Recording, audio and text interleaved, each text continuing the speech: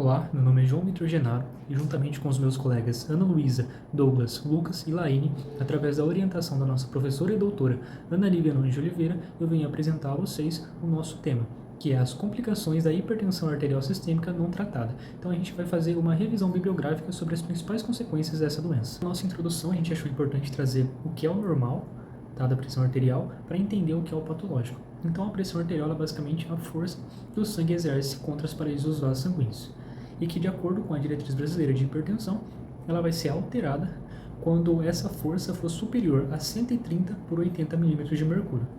A gente também precisa entender que tem vários aspectos que contribuem no desenvolvimento dessa doença, dentre eles fatores genéticos, fatores ambientais e também sociais. Ela é classificada como uma doença crônica não transmissível e aqui no Brasil ela é considerada um grave problema de saúde, porque ela contribui significativamente para a mortalidade por doenças cardiovasculares e é um dos principais fatores de risco para essa patologia. Então é muito importante ter um acompanhamento médico adequado e também entender quais são as suas principais consequências. Então, o objetivo do nosso trabalho é basicamente fazer uma revisão sobre as principais consequências de pacientes que têm a hipertensão e não seguem corretamente o tratamento. Então a metodologia do nosso trabalho, como que a gente compôs ele, então a gente selecionou artigos de base de dados, da Cielo, do Google Acadêmico, e através de descritores como hipertensão arterial, doenças cardiovasculares e fatores de risco, nas línguas inglesa e portuguesa, e a gente utilizou todas as combinações possíveis. Então a gente selecionou 7 artigos em uma postagem online, sem seleção do ano de publicação, mas que eles apresentavam uma metodologia e os resultados bem pertinentes para a gente fazer a composição desse estudo. Então a gente iniciou o nosso desenvolvimento trazendo que a regulação da pressão ela é um dos processos fisiológicos mais complexos do nosso corpo. Por quê? Porque ele vai envolver a coordenação entre diversos sistemas, e dentre eles a gente tem o sistema cardiovascular, o sistema renal, o sistema neurológico e o sistema endócrino. Então eles atuam em conjunto para conseguir manter essa pressão dentro dos parâmetros de normalidade.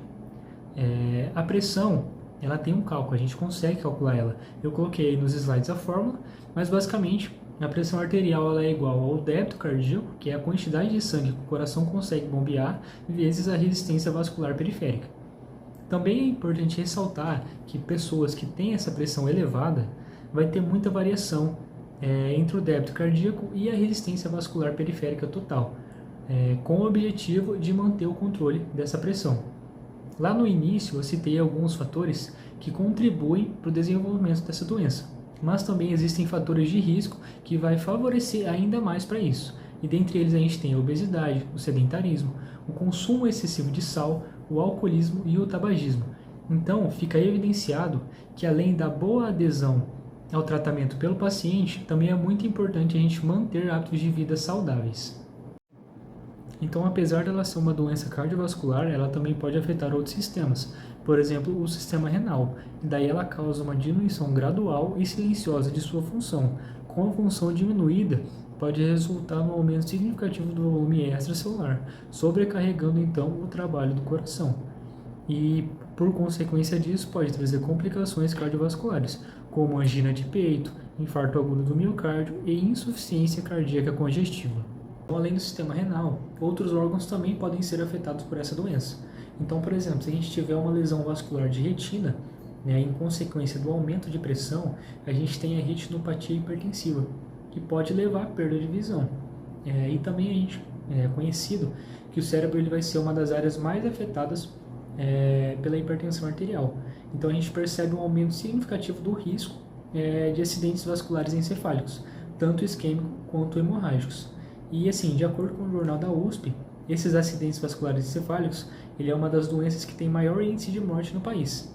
Então, reduzindo, controlando a hipertensão, pode diminuir significativamente a incidência desses AVCs, mas também de complicações cardiovasculares e em outros sistemas do nosso corpo. Então, a gente conclui que a não adesão ao tratamento da hipertensão, ela pode levar a um agravamento futuro do indivíduo. Então, como consequência, trazer problemas cardiovasculares, renais e encefálicos, que se não forem tratados podem levar à morte.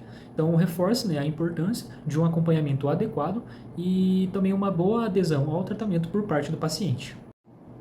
Então, esse foi o nosso trabalho, aqui estão as nossas referências e nós agradecemos pela audiência de todos. Muito obrigado. Fiquem bem.